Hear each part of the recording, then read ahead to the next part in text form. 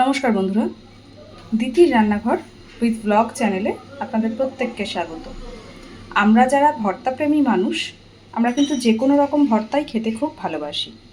আর আজকে আমি নিয়ে চলে এসেছি বেগুন আর টমেটো দিয়ে একদম নতুনত্ব, একদম অন্য রকম একটা ভর্তা।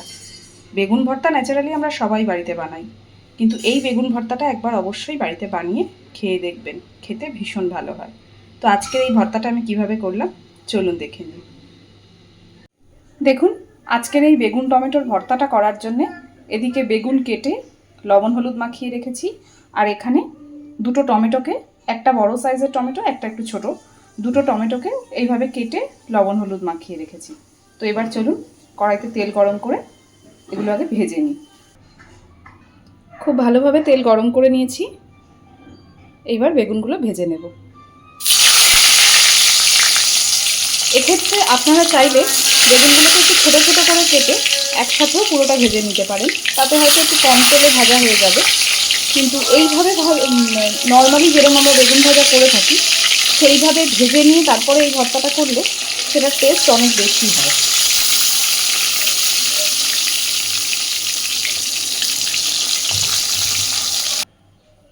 দেখুন, সবকটা বেগুন ভেজে তুলে নিয়েছি, এইবার টমেটোটা ভেজে নেব।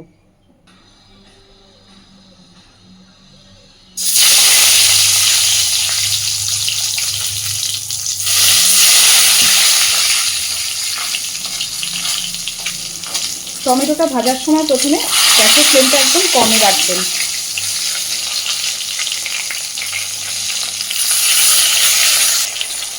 দেখুন, টমেটোটাও খুব সুন্দরভাবে ভেজে নিয়েছি, এবার টমেটোগুলোকেও সব তুলে নেব।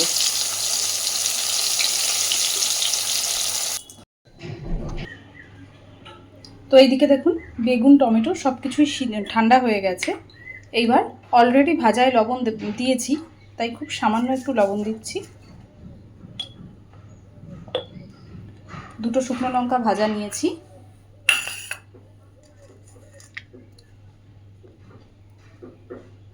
দিচ্ছি এখানে কাঁচা লঙ্কা কুচি আর কাঁচা পেঁয়াজ কুচি,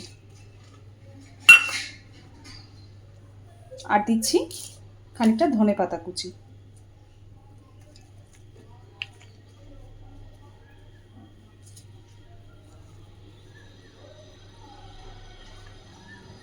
এইবার সব কিছুকে খুব সুন্দরভাবে মেখে নেব।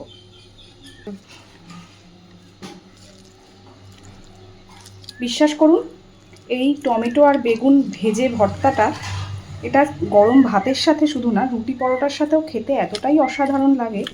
অবশ্যই বাড়িতে একবার এইভাবে ট্রাই করে দেখবেন, খুব ভালো লাগবে। তো এই যে একদম সুন্দরভাবে মেখে নিয়েছি, আমার বেগুন টমেটোর ভর্তা একদম রেডি। আর এখানে একটা কথা বলে দিই, যদি আপনারা মনে করেন এখানে ওপর থেকে একটু কাঁচা সর্ষের তেল দেবেন, দিতেই পারেন। কিন্তু যেহেতু আমি বেগুনটাকে ছাঁকা তেলে ভেজেছি, টমেটোটা ছাঁকা তেলে ভেজেছি, তো বেশি তেল হয়ে যাবে, তাই জন্য আমি আর কাঁচা তেলের ব্যবহার করিনি। অবশ্যই এইভাবে বাড়িতে একবার এই ভর্তাটা বানিয়ে খেয়ে দেখবেন। নর্মাল বেগুন ভর্তার থেকে এই বেগুন ভর্তার স্বাদ কিন্তু একদম আলাদা। তো আজকের আমার এই রান্নাটা আপনাদের কেমন লাগলো আমাকে অবশ্যই জানাবেন, আর প্লিজ আমার চ্যানেলটাকে লাইক, শেয়ার এবং সাবস্ক্রাইব করে আমার পাশে থাকবেন। ধন্যবাদ।